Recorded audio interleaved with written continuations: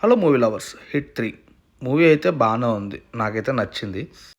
ఇంక మూవీ విషయానికి వచ్చేస్తే సేమ్ ఒక క్రైమ్ ఎలా జరిగింది ఏంటి అని దాన్ని ఇన్వెస్టిగేట్ చేస్తూ ఫైనల్గా ఎవరా కిల్లర్స్ ఏమైంది అన్నట్టు చూపిస్తారు. ఫస్ట్ హాఫ్ అయితే ఇంకా ఇంట్రడక్షన్ నుంచి ఇంటర్వల్ సీక్వెన్స్ వరకు నాని యాక్టింగ్ సినిమా ఏంటి అని ఎంగేజింగ్గానే ఉంటుంది. ఇంకా సెకండ్ హాఫ్ అయితే ఆల్మోస్ట్ మనకు రివీల్ అవుతుంది. సో అక్కడి నుంచి ఓన్లీ వైలెన్స్ యాక్షన్ సీక్వెన్సే ఉంటుంది ప్రీ క్లైమాక్స్ వరకు. ఫైనల్గా క్లైమాక్స్లో నెక్స్ట్ హిట్ 4కి హింట్ ఇస్తూ ఎవరు యాక్ట్ చేస్తున్నారు అనేది కూడా సినిమాలో చూపిస్తారు.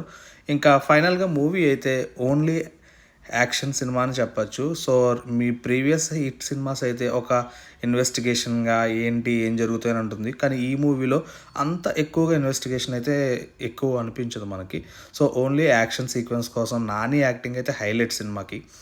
మరిన్ని వీడియోస్ కోసం రివ్యూస్ కోసం మా ఛానల్ అయితే సబ్స్క్రైబ్ చేసుకోండి.